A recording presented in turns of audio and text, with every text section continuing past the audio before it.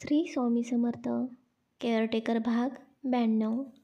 आज मुहूर्तमेढ आणि त्याचबरोबर हळद दळण्याचा कार्यक्रम होता.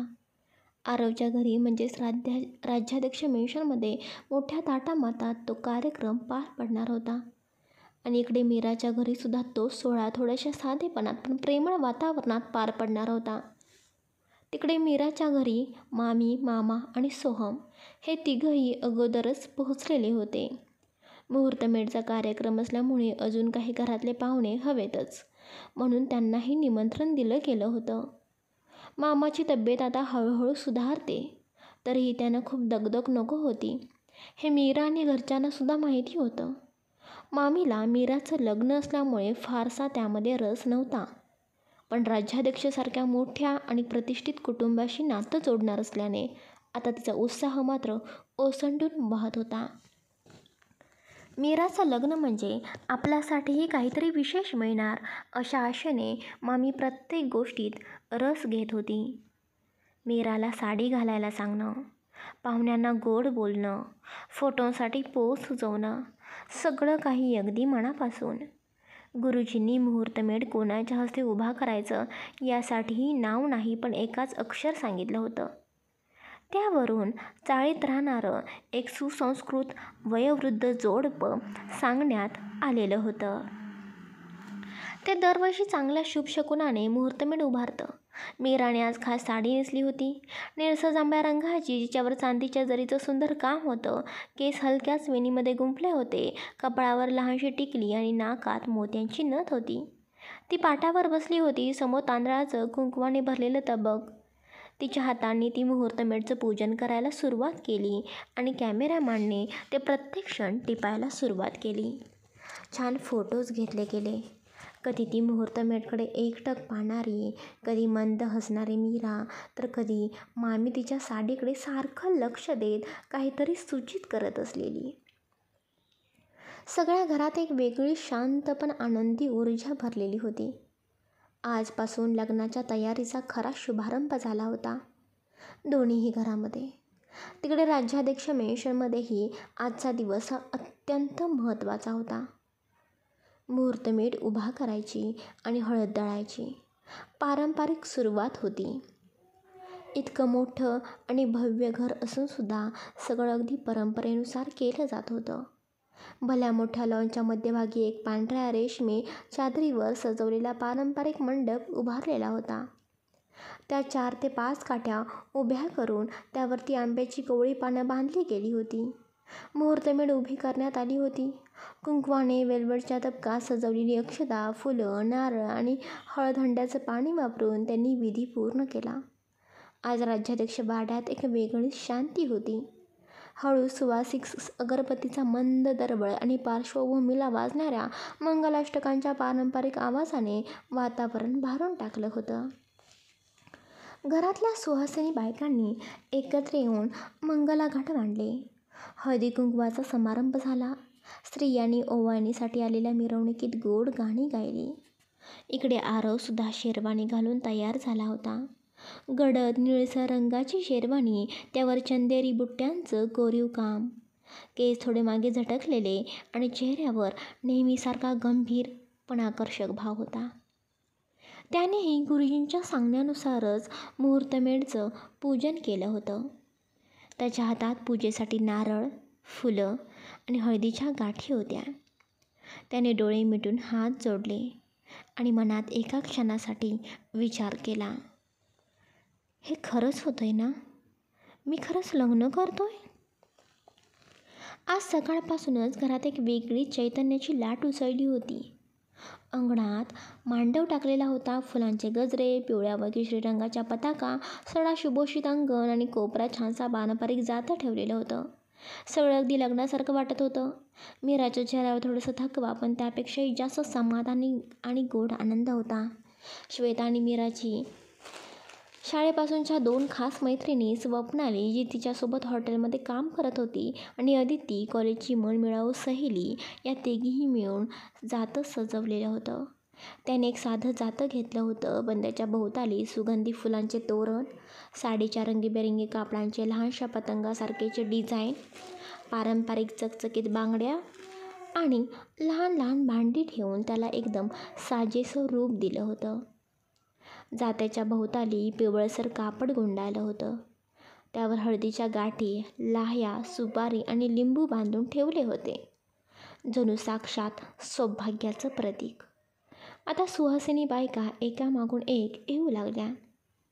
एका बाईने आवाज दिला, अहो चला ना, जात्याचं पूजन करूया आता.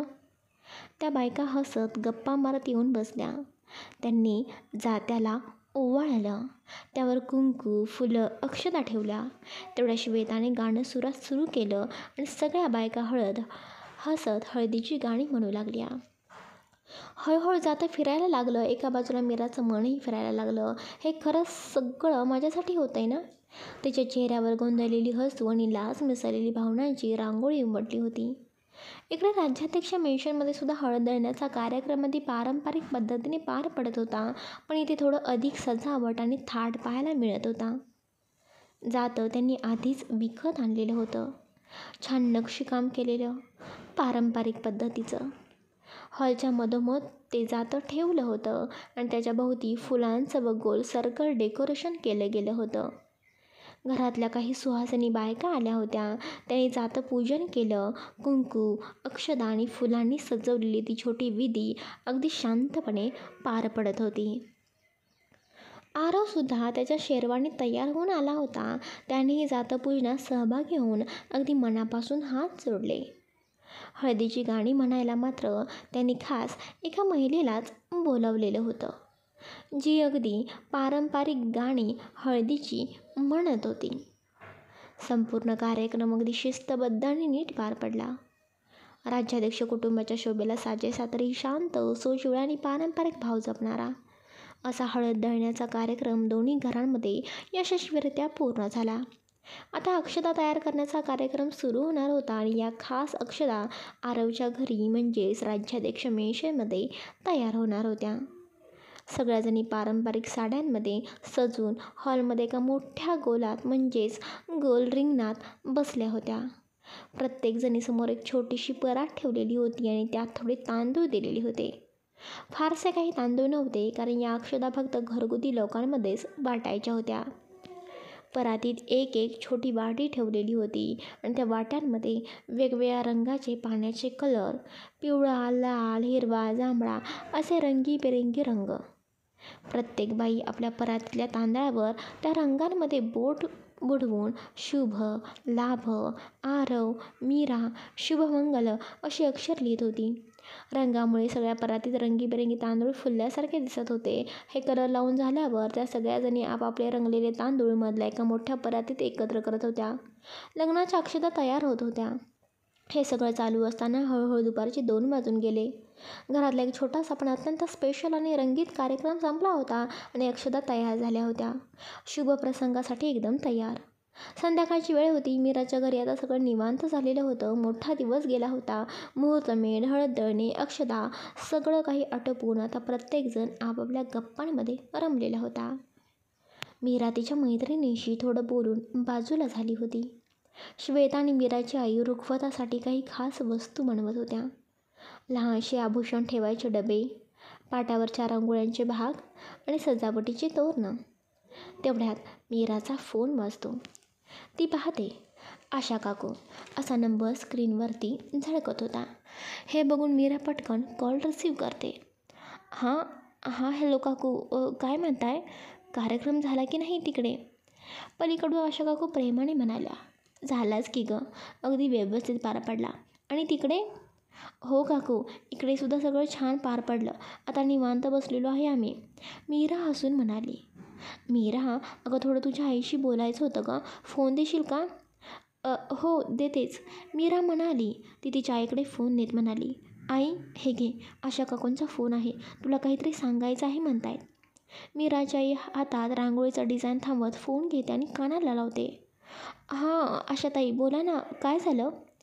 अहो ताई, तुम्हाला मी हे सांगण्यासाठी फोन केला होता की उद्या तुम्ही सगळेच आमच्या फार्म हाऊसवरती या. का आशाताई? मीराची आई विचारते. तेच तिकडे आशा हसते आणि बोलते. अहो आता परवा दिवशीपासून सगळे विधी सुरू होणार आहेत ना. मेहंदी आहे, संगीत आहे, हळद आहे आणि मग लग्न. आणि हे सगळे कार्यक्रम आता एकत्र घ्यायचे आहेत ना. त्यामुळे तुम्ही सगळेजण पाहुणे मंडळी जे कोणी असतील ना, आमच्या फार्म हाऊसवरती येऊन राहा. कारण आमचं घर आणि फार्म हाऊसचं अंतर जवळच आहे आणि आपण एकत्र येऊन तो कार्यक्रम सगळे करू शकतो ना. त्यामुळे सगळेजण उद्या या. आम्ही गाडी पाठवतो. आणि मीराची आई नाही म्हणू नका, कारण तुमची तब्येतसुद्धा ठीक नाही. सारखं इकडे तिकडे केलं तर तुमची दगदग होईल आणि आमचीसुद्धा. बरीच माणसं कामाला आहेत, तुमच्याही उपयोगाला येतील. त्यामुळे तुम्ही सगळेजण उद्याच जे काही सामान आहे ते घेऊन लग्न होईपर्यंत फार्म हाऊसवरती राहायला या. म्हणजे सगळं काही नीट होईल. आशाताई, आता मी तर तुम्हाला काय बोलणार. तुम्ही एवढं फोर्सच करत आहात. आमच्याजवळ काही ऑप्शनच दिला नाही, तर मग आता यावंच लागेल. ठीक आहे, येतो आम्ही, मीराची आई बोलते. तेवढ्यात आशा हसते आणि बोलते, बरं चालेल, या, काळजी घ्या, उद्या भेटू. मी पाठवते उद्या सकाळी गाडी. तोपर्यंत मीराच्या ज्या काही बॅग्स वगैरे आहेत त्या सगळ्या आवरून ठेवा. तुमचं जे काही सामान आहे ते तयार ठेवा. उद्या सकाळी गडबड नको. परवा दिवशीपासून तुम्हाला माहिती आहे ना, मेहंदी वगैरे कार्यक्रम सुरू होणार आहेत. हो हो आशाताई, चालेल, मीराची आई बोलते आणि फोन कट करते. फोन कट झाल्यानंतर मीरा आईकडे बघते आणि बोलते, आई, काय झालं? काय म्हणत होत्या आशा काकू? मीराचे बोलणे ऐकून मीराची आई हसते आणि बोलते, अगं मीरा, तुझ्या सासूबाई म्हणत होत्या की उद्या आपण सगळ्यांनीच त्यांच्या फार्म हाऊसवरती राहायला जायचं आहे. मीरा काही बोलायच्या आधीच मामी आनंदाने बोलते, काय? खरंच? म्हणजे आपण उद्यापासून त्यांच्या फार्म हाऊसवरती राहणार? खूप छान, बरं झालं. तसंही या घरात खूप गडबड होत होती. आपण एवढे सगळेजण आणि एवढ्याशा घरामध्ये कसे राहणार? सामानानेच निम्मं घर भरलेलं आहे. मामीचं बोलणं ऐकून घरातलं कोणीच काही बोलत नाही.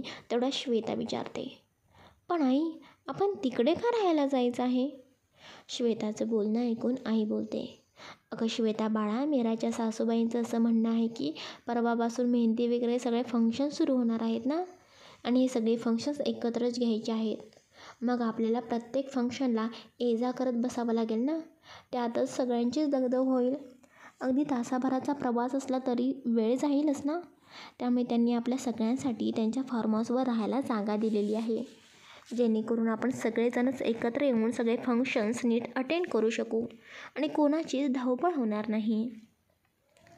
आईचं बोलणं ऐकून इकडे मीराची मैत्रीण स्वप्नाली मीराकडे बघते आणि हसत म्हणते, मीरा, तुझ्या सासूबाई खरंच खूप ग्रेट आहेत बरं का. किती विचार करतात ना सगळ्यांचा.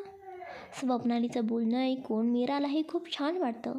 तिला हे बघून खूप आनंद होतो की तिला एवढं गोड सासर मिळालेलं आहे, जे पैशांपेक्षा माणसांचा विचार करतं. तेवढ्यात मामी म्हणतात, चला चला, आता उद्या आपल्याला जायचं आहे, म्हणजे पटकन आवरावर करायला हवी. आपल्या सगळ्यांच्याच बॅग्स भरायला पाहिजे ते सगळं सामान घ्यायला हवं. परत लग्नाच्या वेळी धावपळ नको. मग इकडे कोणी येत बसणार नाही बरं का. हे राहिलं ते राहिलं असं व्हायला नको. मामीचं बोलणं ऐकून सगळेजणच पटापट तयारी करू लागतात. रुखवताचं सामान, सगळ्यांच्या बॅग्स, लग्नामध्ये घालायचे कपडे आणि लग्नासाठी लागणारं महत्त्वाचं सगळं काही साहित्य एक एक करून सगळेजण आठवणीने भरून घेत होते. पण इकडे मात्र मीरा थोडी इमोशनल झालेली होती. ज्या घरात लहानाची मोठी झाली, ज्या भिंतींनी तिचे आवाज ऐकले, जिथल्या दाराने तिचा रोजचा खेळ पाहिला, ते घर उद्या तिला सोडावं लागणार होतं. आणि एकदा लग्न झालं की हीच जागा तिच्यासाठी पाहुण्यांचं घर होणार होती. मुलींचं आयुष्य असंच असतं ना, ज्या घरात जीवाभावाने राहतं ते घर एक दिवस सोडावं लागतं.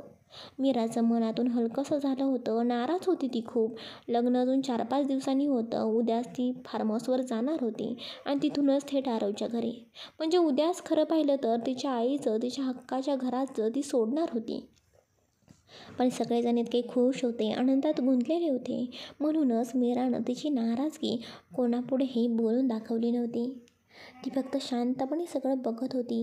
मनातल्या आठवणी, त्या भिंती, ती अंगणातली चिंच, आईचा स्वयंपाकाचा वासाचा दरवळ, सगळं एकाएक करून तिला आठवत होतं. रात्रीचं जेवण सगळ्यांचं झालं होतं. सगळं आवरून आता सगळेजण झोपायच्या तयारीला लागले होते. कुणी अंथरूण टाकत होतं, कुणी पंखा लावत होतं आणि कुणी गप्पा मारत मारत डोळे मिटत होतं. मीरासुद्धा अंथरुणावर पडलेली होती. मोबाईल हातात होता आणि ती शांतपणे काहीतरी स्क्रोल करत होती. तेवढ्यात एक मेसेज येतो. ती पटकन मोबाईल अनलॉक करते. आरवचा मेसेज होता. हाय मीरा, बाहेर येतेस का? ती थोडक्यात गोंधळून जाते. बाहेर? यावेळी? ती पटकन रिप्लाय करते. बाहेर म्हणजे तुम्ही इथे आहात का? तेच आरव रिप्लाय करतो. हो, मी तुझ्या घराच्या जवळ आहे. प्लीज ये ना, मला तुला भेटायचं आहे. तिला खरं तर वाटत होतं की आरव तिची मस्करी करत आहे. त्यामुळे ती हसण्याचं इमोजी पाठवते आणि बोलते, गप्प बसा, उगाच मस्करी करू नका. इकडे मीराला मस्करी वाटत होती म्हणून आरव लगेचच तिच्या घरासमोरचा फोटो पाठवतो आणि खाली लिहितो, हे बघ, मी खरंच आलो आहे. प्लीज ना, फक्त 1 मिनिट बाहेर ये. आता मात्र आरवचा तो मेसेज बघून मीराचा चेहरा बदलतो. 10 वाजून गेलेले आणि आरव बाहेर. ती गोंधळते. तिच्या मनात विचारांची गर्दी होते. जावावं की नाही? काय करावं? आता बाहेर पडायचं म्हणजे अंथरुणातून उठणं, कोणालाही न कळू देता घराच्या गॅलरीत किंवा दारापर्यंत पोचणं काही हे सोपं काम नव्हतं. मीरा आजूबाजूला बघते तर तिच्या बाजूला श्वेता मोबाईल बघत होती. आईसुद्धा अजून झोपलेली नव्हती. तिच्यामुळे तरीही आदिती आणि स्वप्नालीसुद्धा अजून मोबाईल बघत होत्या आणि मामीसुद्धा तिथेच होती. आता या सगळ्यांच्या समोर बाहेर गेलं तर नक्कीच कोणीतरी प्रश्न विचारणार हे तिला समजलं होतं. पण आता आरव आलेला होता, मग बाहेर जाणं तर गरजेचंच होतं. मीरा तशीच थोडीशी हाताची मूठ घट्ट बंद करते. डोळे बंद करत दरवाजापर्यंत जाते. ती दरवाजा उघडणार तेवढ्या मीराची आई बोलते, मीरा बाळा, बाहेर कुठे जात आहेस? आईचं बोलणं ऐकून मीरा पटकन पाठीमागे वळून आईकडे बघते. तेवढ्यात तिकडे सगळ्यांचंच लक्ष आता मीराकडे गेलेलं होतं आणि सगळेजण प्रश्नार्थक नजरेने मीराकडे बघत होते. जसं की प्रत्येकालाच विचारायचं होतं, एवढ्या रात्री तू कुठे निघालेली आहेस? मीरा सगळ्यांकडे बघते आणि बोलते, आई, अगं आत्ताच आपलं जेवण झालेलं आहे ना, मग थोडं पाय मोकळे करून येते ना मी. तसंही मला किती उशीर झाला, झोपच लागत नाही आहे. झोपा तुम्ही, मी आले लगेच. मीरा बोलत परत पाठीमागे वळते आणि दरवाजा उघडू लागते. तेवढ्यात स्वप्नाली बोलते, मीरा, अगं मलासुद्धा झोप लागत नव्हती म्हणून आम्ही तर रील्स बघत होतो. आता तू बाहेर निघालेलीस आहे तर आम्हीसुद्धा येतो तुझ्यासोबत. आता मात्र मीराला काय बोलावं ते समजत नव्हतं. ती पटकन बोलते, नाही, नको, तुम्ही कशाला, नको, राहू दे. तुम्ही झोपा ना, कामामुळे दगदग झाली असेल ना तुमची. मीराचं हे बोलणं ऐकून सगळेजण आश्चर्याने तिच्याकडे बघत होते, कारण मीरा थोडी रागवल्यासारखी बोलली होती. तेच श्वेता बोलते, ताई, एवढी का चिडत आहेस मग? आता एकटीच एवढ्या रात्री बाहेर जाण्यापेक्षा आम्ही येतो ना, त्यात काय? तेवढ्यात मीराची आईसुद्धा म्हणते, हो ना मीरा, अगं बाहेर हवाच खायची आहे ना, तर दोघी तिघी मिळून जा ना, म्हणजे उगाच काळजी नाही वाटणार आम्हाला. तसंही या सगळ्या मोबाईल बघतच खेळत बसलेल्या आहेत. त्यापेक्षा त्यांना बाहेर जर तू घेऊन गेलीस ना, म्हणजे लगेचच घरात येऊन झोपतील. आता मात्र मीराला काय बोलावं तेच समजत नव्हतं. ती गोत्यात अडकलेली होती. इकडे श्वेता आणि स्वप्नाली दोघीही समोर उभ्या राहिलेल्या होत्या. मीरा तिची ओढणी हलक्याच हाताने गोल गोल फिरवत त्यांच्याकडे बघते आणि थोडीशी ठामपणेच बोलते, म्हणजे मला पायसुद्धा मोकळे करायचे होते आणि ते सुद्धा आलेले आहेत. त्यांना भेटायचं आहे. मग तुम्ही पाय मोकळे करा, मी आरवला भेटून येते. मीराचं हे बोलणं ऐकून आता मात्र सगळेजण जोरजोरात हसू लागतात. श्वेता हसत म्हणते, ताई, एवढ्या रात्री जिजू चक्क तुला भेटायला आलेले आहेत. स्वप्नाली हसत म्हणते, बापरे, किती ते प्रेम, लग्न होईपर्यंत राहू शकत नाहीत का जिजू? मीराला मात्र आता खूपच लाजल्यासारखंच वाटत होतं. तेच मामी बोलते, अगं मग जावई बापू आले होते तर तसं सांगायचं ना, घरी बोलवलं असतं त्यांना. श्वेता लगेच बोलते, मामी जरा काय तू येडीबिडी आहेस का गं? जिजूंना जर घरी यायचं असतं ना तर ते कोणालाच काहीच न सांगताना डायरेक्ट घरी आले असते. पण समजून घे गं, त्यांना फक्त आपल्या ताईला भेटायचं आहे. मीराला अजून लाजून जावं असं वाटत होतं. तेवढ्यात मीराची आई बोलते, पोरीनो, गप्प बसा गं तुम्ही. मीरा बाळा, आता ते एवढे लांबून आलेच आहेत तर जा, काय म्हणतात ते बघ, पण घरात पटकन ये बरं का. एवढ्या रात्री बाहेर फिरणं अजिबात बरोबर नसतं. आणि एक काम कर, किचनमध्ये जाऊन लिंबू आहेत ना ते घे. एक तर लिंबू घेऊन जा आणि जावई बापूंनासुद्धा दे. लग्न ठरलेलं असताना एवढ्या रात्री फिरणं एवढं सोपं नाही गं. मीरा हलकंसं हसत म्हणते, हो आई चालेल, मी येते लगेच. ते किचनमध्ये जाते, 2 लिंबू घेते आणि पटकन दरवाजा बंद करून घराच्या बाहेर निघून जाते. इकडे श्वेता, अदिती आणि स्वप्नाली अजूनही मीराची मस्करी करत हसत होत्या. मीरा घरापासून थोडं अंतरावरती येते. सगळे रस्ते आता शांत झालेले होते. हवेत थोडा थंडसर गारवा होता. ती हळूहळू चालत समोर बघते आणि तिला दिसते आरवची गाडी. रस्त्याच्या कडेला पार्क केलेली होती. गाडीच्या आत आरव हात स्टिअरिंगवरती ठेवून खिडकीतून बाहेर बघत होता. तो मीराची वाटच पाहत होता. जशी त्याला मीरा दिसते तसं त्याच्या चेहऱ्यावर एक गडद प्रसन्न हसू उमटलं. मीरा तिची ओढणी थोडीशी सांभाळत गाडीच्या दिशेने येत होती. आरवने पटकन समजून दुसऱ्या बाजूचा दरवाजा उघडला. जणू तो तिला सांगत होता, ये, मी वाट बघतोय तुझी. पण मीरा गाडीमध्ये न बसता सरळ आरवच्या सीटच्या बाजूला येते. दरवाजावर हात ठेवते आणि थोडं मिश्किलपणे पण स्पष्ट बोलते, आरव, एवढ्या रात्री हे काय सुरू आहे तुमचं? 10 वाजून गेलेत आणि तुम्ही एवढ्या रात्री इथे कशाला आलात? ती त्याच्याकडे सरळ बघते. चेहऱ्यावर काळजी होती पण डोळ्यांमध्ये ओळखीचा आपुलकीचा शिडकाव होता. आरव थोडा हसतो. खिडकीतून तिच्याकडे बघतच म्हणतो, फक्त एकदा भेटायचं होतं तुला. माहिती आहे, काही विशेष कारण नाही, पण मनात आलं आणि आलो. तुला भेटल्याशिवाय झोप लागली नसती ग मला. त्याच्या बोलण्यात एक साधेपणा होता, पण तो खूप खराखुरा होता. मीरा त्याचं बोलणं ऐकून काही क्षण शांत राहते. तुमचं हे असं अचानक येणं, लोक म्हणतील, बघतील तर काय म्हणतील? तेच मीराचे बोलणे ऐकून आरव हसतो, खांदे उडवतो आणि म्हणतो, लोक काय म्हणतील ते त्यांचं काम आहे. माझं काम तुला भेटायचं होतं ते झालं, म्हणजे ठीक आहे. आरव फक्त मीराकडे बघतच होता. तिचे ओठ हलत होते, काहीतरी बोलत होती ती, पण त्याला काय म्हणते हे ऐकू येत नव्हतं मात्र. कारण तो तिच्या ओठांची हालचाल, हळूवार वाऱ्यात उडणारी ती ओढणी, गालांवर उडणारे तिचे केस, हे सगळं मंत्रमुग्ध होऊन पाहत होता. तो हरवला होता तिच्या नजरेत. जणू तिचा चेहराच त्याच्यासाठी त्या रात्रीचं एक स्वप्न होतं. ती चिडलेली होती का, की फक्त काहीतरी समजावत होती? त्याला त्याचा काहीच पत्ता नव्हता. आरव फक्त हसत होता आणि मीराकडे बघत होता. तेच पाहून मीरा थोडी वैतागते. खिडकीतून हात आत टाकते आणि आरवच्या हाताला हलकंसं हलवते. आरव, काय बघताय? भानावर या ना. आरव एकदम दचकतो, हसतो आणि भानावरती येतो. अगं, इतकी सुंदर दिसतेस तू आज, थोडा वेळ हरवून गेलो. मीरा त्याच्याकडे रागाने डोळे मोठे करत बघते. आरव, तुम्हाला समजतंय का? घड्याळ बघा ना एकदा. 10 काय 10:15 वाजलेत. आठवण आली म्हणून काहीही वेळेस करायचं आणि निघायचं असतं का? आरव थोडा गालावर हात फिरवतो, लाजतो आणि शांतपणे म्हणतो, काय करू मीरा, तुझी खूप आठवण येत होती गं. आणि आता ना आपल्या लग्नाचे सगळे कार्यक्रम सुरू होणार आहेत, त्यात भेटायला वेळ मिळणार नाही.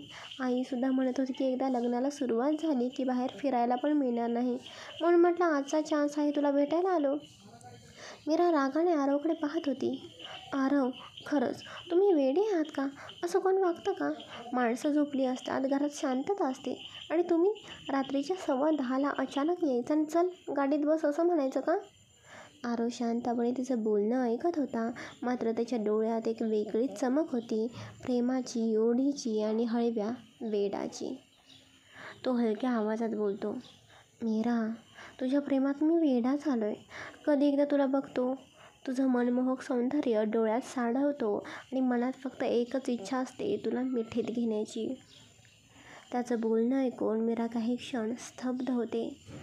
ती त्याला चुकवू पाहते, समजावू पाहते, पण त्याचा तो हळवा स्वर, ती ओढ, तिला समजते हा काही ऐकणार नाही. गाडीच्या आजूबाजूला काही वाहनं ये-जा सारखी सारखी करतच होती आणि थोडी गर्दी जाणवत होती. उगीच काही प्रॉब्लेम नको असं स्वतःशी पुटपुटतच ती गाडीच्या दुसऱ्या बाजूला येते. दणकन दरवाजा उघडते आणि जोरात आपटून बंद करते. ती आरवकडे ताडकन बघते, एक बोट त्याच्याकडे रोखून बोलते, तुम्ही खरंच वेडे आहात. आता मी कुठेही तुमच्यासोबत जाणार नाही बरं का. घड्याळ बघा, किती वाजलेले आहे, तुम्हाला काही भान नाही का? तुम्हाला काही वाटत नाही, पण मला घराबाहेर पडलं म्हणजे विचारलं जातं. आणि आता तर सगळ्यांनाच कळलं आहे की तुम्ही इथे फक्त मला भेटायला आलेला आहात. ती थोडी चिडचिड करत पुढे म्हणते, आई, श्वेता, स्वप्नाली सगळेजण मला चिडवत होते. जीजू आली आहेत, प्रेम बहरलं असे सगळेजण मला चिडवत होते. तुम्हाला हे सगळं मजा वाटते ना, पण मी काय भोगते ना ते मलाच कळतं.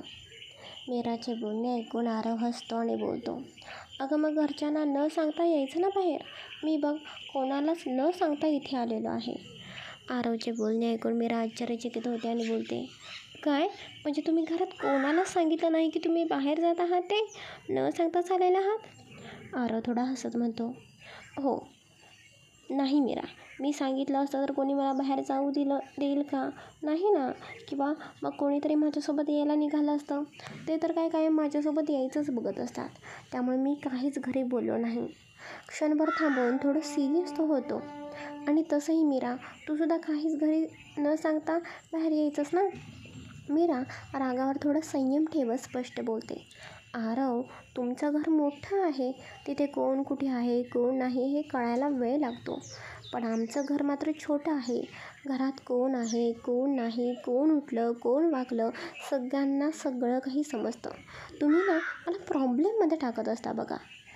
मीराचे बोलणे ऐकून आरव हसतो आणि मिश्किल हसत बोलतो, आधी मला एक घट्ट मिठी दे. असं म्हणतच आरव पटकन मीराकडे झुकतो आणि तिला मिठी मारतो. अचानकपणे झालेल्या त्या मिठीत क्षणभरासाठी मीरा स्तब्ध होते, पण लगेचच ती भानावरती येते. मीरा त्याचे दोन्ही हात पकडत स्वतःपासून बाजूला करते. आरव, खरंच तुमच्यावर चिडले आहे मी. 10 तारीख आहे आपल्या लग्नाची आणि आज फक्त 5 आहे. 5च दिवस राहिलेत आणि तुम्ही अजूनही असं वेड्यासारखं वागत आहात का? आरव थोडासा शांत स्वरात मनापासून बोलतो, मीरा काय करू सांग ना. तू केअरटेकर म्हणून जॉब करत होतीस तेव्हा दिवसाचे 24 तास माझ्यासोबत असायचीस तू. आता ना काहीच करमत नाही गं. कामातसुद्धा लक्ष लागत नाही, जेवणसुद्धा नीट जात नाही. सारखं तुला बघावंसंच वाटतंय, म्हणून आलो मी. चालेल का आपण कुठेतरी बाहेर जाऊया, आईस्क्रीम वगैरे खाऊया का मीरा आपण? आरवचे बोलणे ऐकून मीरा थोडं डोळे मोठे करत आश्चर्याने आरवकडे बघते आणि बोलते, काय आत्ता आईस्क्रीम? मीराचे बोलणे ऐकून आरव हसतो आणि बोलतो, हो गं आईस्क्रीम, त्यात काय झालं? असं म्हणत आरव लगेचच त्याची गाडी स्टार्ट करतो. तेच आरव गाडी स्टार्ट करत आहे हे बघून मीरा थोडा आवाज चढत बोलते, आरव अजिबात नाही गाडी स्टार्ट करायची, थांबा, मी घरी जाणार आहे. मीरा बोलत दरवाजा उघडण्याचा प्रयत्न करते, पण त्याआधीच आरव गाडी स्पीडने पुढे घेऊन जातो. मीरा थोडं रागाने पण संयमाने बोलते, आरव, तुम्ही ठरवलेलं आहे का की माझं काहीच ऐकायचं नाही? ती त्याच्याकडे बघत म्हणते. आरव हसत मिश्किलपणे बोलतो, बायको, लग्न झालं की सगळं तुझंच ऐकेन ना. 5 दिवस आहेत ना अजून, तेवढं तरी माझं ऐकू दे. आणि तूच म्हणालीस ना घरच्यांना समजले की मी इथे आलेलो आहे तुला भेटायला, मग कशाला उगाच टेन्शन घ्यायचं. थोडा वेळ एकत्र घालवूया, डोंट वरी. त्याच्या चेहऱ्यावरचं ते गोड हास्य पाहून मीरा काहीच बोलत नाही. गाडी चालूच असते. 15 ते 20 मिनिटांच्या प्रवासानंतर आरव एक सुंदरशा शांत जागेवर गाडी थांबवतो. आसपास झाडं, थोडं मोकळं वातावरण असतं. एखाद्या कपलसाठी खास राखलेली जागा वाटावी अशीच. आरव गाडीचा सीटबेल्ट काढत मिश्किलपणे मीराकडे बघतो आणि बोलतो, चला मॅडम, उतरा आता. पण मीरा अजूनही हाताची घडी घालून रागानेच गप्प बसलेली असते. आरव हसत तिच्या गालाला गोड चिमटा घेत बोलतो, उतरायचं नसेल तर सांग, तसंही गाडीत बसून खूप काही करता येतं मला. त्याचं हे वाक्य ऐकून मीरा एकदम डोळे मोठे करत त्याच्याकडे बघते, जरा चिडलेलीसुद्धा, पण आतून हसल्याशिवाय राहू शकत नाही. ती पटकन गाडीचा दरवाजा उघडते आणि बाहेर उतरते. आरव तिच्या चेहऱ्यावर नजर ठेवत हसत बोलतो, चला जाऊया आता. असं म्हणत आरव तिचा हात हळूच पकडतो आणि दोघं त्या जागेकडे चालत जातात. तिथे एक लहानशी लाकडी बेंच ठेवलेली असते, अगदी जोडीदारांसाठीच जणू खास. ते दोघं तिथे जाऊन बसतात. मीरा अजूनही थोडीशी तोंड फुगून बसलेली असते, पण त्याचवेळी आरव त्याच्या शर्टच्या खिशातून 2 मोठ्या डेअरी मिल्क चॉकलेट्स काढतो आणि तिच्यासमोर धरतो. मीरा चॉकलेट्स बघून डोळे चमकवत बोलते, माझ्यासाठी? Thank you so much. ते दोन्ही डेअरी मिल्क्स हसत घेताना आरवकडे एकदम प्रेमाने बघते. तेच आरव हसत मीराचे दोन्ही हात हलकेच पकडतो आणि तिच्याकडे चेहरा वळवतो. शांत वातावरण, थोडीशी पावसाची सर आणि फक्त ते दोघं. आरव नजरेत प्रेम ओतून बोलतो, मीरा, आय लव्ह यू. आरवचं बोलणं ऐकून मीराचा चेहरा गुलाबी होतो. ती गोडसं लाजत त्याच्याकडे बघते आणि म्हणते, लव्ह यू टू आरव. पण आरव, माझा आईस्क्रीम कुठे आहे? आरव खळखळून हसतो आणि बोलतो, आईस्क्रीम वगैरे काही नाही. तू माझ्यासोबत यावंच वाटलं म्हणून मी तुला आईस्क्रीम कारण दिलं. पहा ना, पाऊस आहे, थंडीचं वातावरण आहे आणि यामध्ये तुला खरंच आईस्क्रीम थंडगार खायचं आहे का? थंडगार नको म्हणूनच मी तुला कॅडबरी घेऊन आलो आहे. तेच प्रेमाने तू शांतपणे खा. आरवचे बोलणे ऐकून मीरा हसत डोळे चमकवत बोलते, ओके, कॅडबरी तर कॅडबरी, मला हे सुद्धा खूप आवडतं. ते गोडसं असते. एक कॅडबरी ओपन करते आणि त्यातला एक छोटासा तुकडा मोडून हलकेच आरवच्या तोंडात देते. आरवसुद्धा त्या कॅडबरीचा छोटा बाईट घेतो आणि मग तितक्याच प्रेमाने उरलेली कॅडबरी उघडून एक तुकडा परत मीराच्या तोंडामध्ये भरवतो. मीरा शांतपणे कॅडबरी खात होती. तेवढ्यात आरव पाठीमागे हात टेकवतो, एक हात डोक्याला आधार देतो आणि तिच्याकडे प्रेमळ नजरेने बघत विचारतो, मीरा, तू खुश आहेस ना? त्याचं बोलणं ऐकून मीरा अचानक त्याच्याकडे बघते. तिच्या चेहऱ्यावर थोडंसं आश्चर्य आणि खूप प्रेम असतं. मीरा त्याच्याकडे बघते आणि बोलते, आरव, असं का विचारताय तुम्ही? आरव हलकंच हसतो पण गंभीरपणे बोलतो, म्हणजे आता आपण दोघंही एका नवीन आयुष्याची सुरुवात करणार आहोत ना, म्हणून म्हटलं विचारावं की खरंच तू माझ्यासोबत खुश आहेस ना? तुला काही प्रॉब्लेम नाही ना? मीराच्या डोळ्यांमध्ये आता प्रेमाची एक नाजूक चमक असते. ती कॅडबरी हातातच धरून थोडंसं पुढे सरकते आणि त्याच्याकडे बघून प्रेमाने मनापासून बोलते, आरव, मी खूप मनापासून तुमच्यासोबत खुश आहे आणि मला का काही प्रॉब्लेम असेल? तुम्ही माझ्यावरती एवढं मनापासून प्रेम करत आहात, माझी तुम्ही एवढी काळजी घेत आहात, माझ्या छोट्या छोट्या गोष्टीही तुम्ही लक्षामध्ये ठेवता, माझ्या स्वभावाचा तुम्ही आदर करता. मी खरंच स्वप्नातसुद्धा कधीच कल्पना केली नव्हती की मलासुद्धा असा जोडीदार मिळेल. माझ्या सगळ्या अपेक्षांपेक्षा जास्त तुम्ही माझ्यासाठी आहात, मग मी का खुश नसेल? मीराच्या बोलण्यानंतर थोडा वेळ शांतता असते. दोघंही एकमेकांकडे बघत असतात. त्या क्षणात आरव थोडा गहिवरतो आणि शांत आवाजात बोलायला लागतो, मीरा, तरीही मला वाटत होतं कुठेतरी मी कमी पडतोय का, म्हणून विचारावंसं वाटलं. खरंच तू खुश आहेस ना? कुठला प्रॉब्लेम, काही खंत असेल तर मला नक्की सांग.